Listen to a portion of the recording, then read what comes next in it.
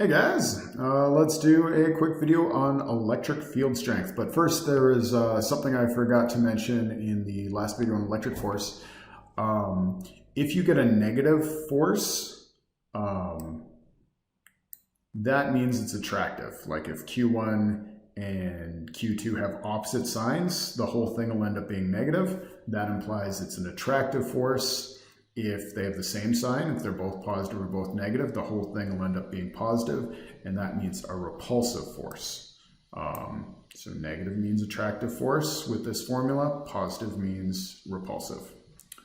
Now on to your regularly scheduled programming. So for electric field strength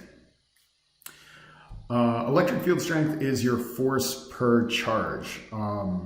We've seen stuff like this. For gravitational field strength, we were talking for force per mass charge, or newtons per kilogram. Here we're doing newtons per coulomb. So around Earth's surface, you are pulled with 9.8 newtons per coulomb because of all the mass charges arranged around us, mainly below us. So because of all that stuff around us, no matter what your mass is, you will end up being pulled with 9.8 newtons on every kilogram of your mass. In the same way, electric field strength, you look at the electric charges around you and other things, and you can figure out what the force per electric charge would be. So if you bring a charged object in there, you'd figure out the force per electric charge. By the way, later on we'll be talking about electric fields, which show the direction of the electric field strength. The direction of electric field is defined as the direction a positive charge would be pushed at any point. So that's a bit of an aside. We'll come back to that later.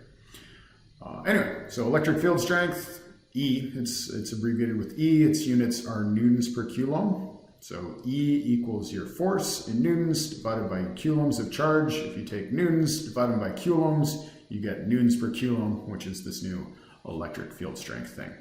You can rearrange this. If you think about it, newtons per coulomb times coulombs will cancel out coulombs, and you'd end up with newtons. So yeah, it's a handy dandy little formula, very simple, just kind of math with units and logic, but very useful. Now let's draw parallels between kind of gravitational field strength and electric field strength, if my screen ever loads. Come on.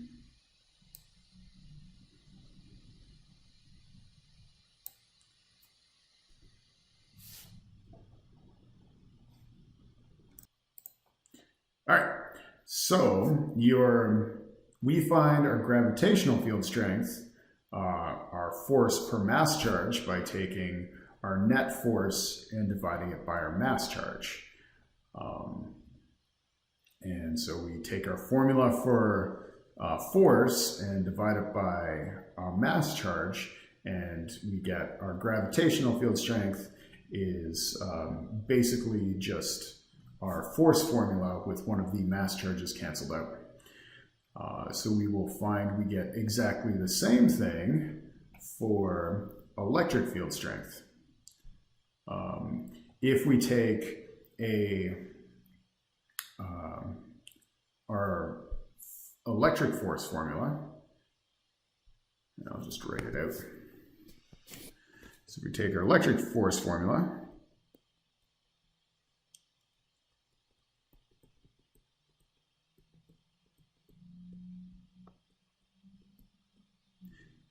if we divide both sides by one of our charges, because we want force per charge instead of just force, it just cancels out one of our charges, and we got our F divided by Q is defined to be electric field strength, as we saw right there. And so that ends up being just KQ over R squared.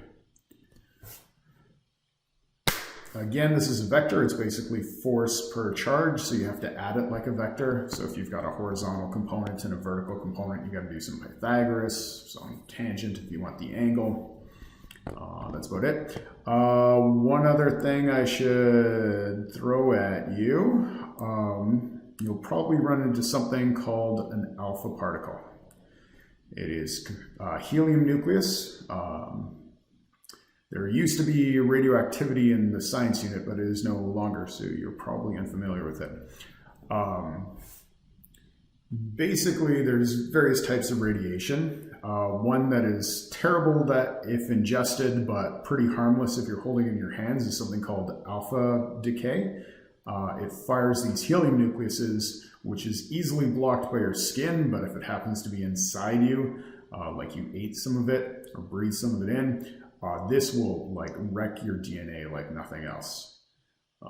Basically, you've got a big nucleus, big unstable nucleus, and it just fires out 2 protons, 2 neutrons, helium nucleus. It's actually the source of a lot of our helium on Earth, most of it, in fact. You get it in these underground areas where you've had radioactive elements just spewing this out for ages. Anyway, so if you ever see something mentioning alpha particle, it's composed of 2 protons and 2 neutrons. Your data pages have the mass of a proton, the mass of a neutron. If they don't have both, just use the mass of a proton is essentially the same as the mass of a neutron. A neutron is very, very slightly heavier, but by a factor that doesn't really matter with sig figs.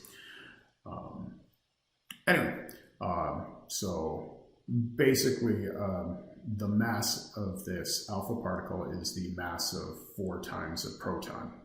Or if you do have the mass of a proton, mass of a neutron, 2 protons and 2 neutrons.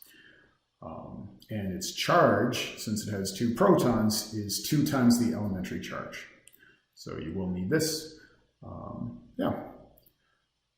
One thing about the electric field, which you'll do a lot. So here's kind of like a sample sort of question. If it loads right, there should be another charge here. There we are. You do have to do like a little Pythagoras triangle. You have some point which you're interested in. Hey, what's the force per coulomb here? Pretend there's a little positive charge there to figure out the direction of the electric field there. In this case, a positive charge here, if we had a little positive charge here, that would try and push a positive charge down. And having a negative charge here, if there was a positive charge here, that would be trying to pull it right. So the direction of the electric field right here, even though there's no actual positive charge here, we're just pretending, it would be in the direction of down and to the right, because that's how it's defined. If you put a positive charge there, it would start getting pushed this way.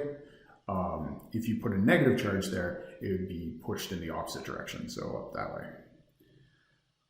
That is probably lots for now. Happy studying and be well.